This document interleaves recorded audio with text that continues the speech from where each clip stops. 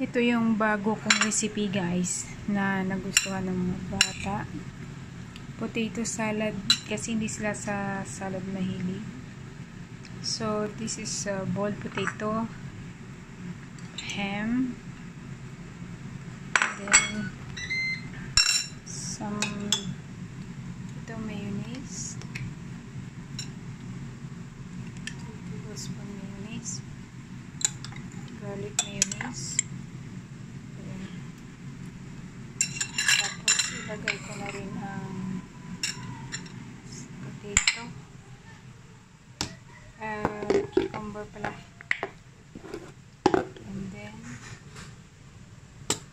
tartar sauce. Ayan, nilagyan ko lang ng salt and pepper, tapos imikos-mikos na.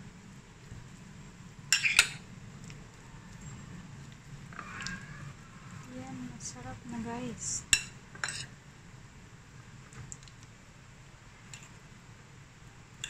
Use it evenly.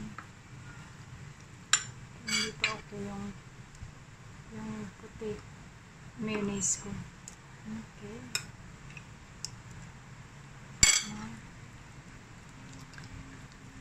As long as it covered sa potato yung mayonnaise.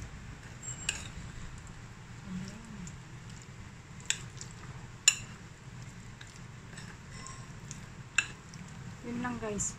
Ito yung masarap. Meron ito sa Pilipinas ng ganito. Tartar sauce yung tawag nila. Manamis-namis siya na malinamnam at saka maasim-asim. So, yan na guys. We're done.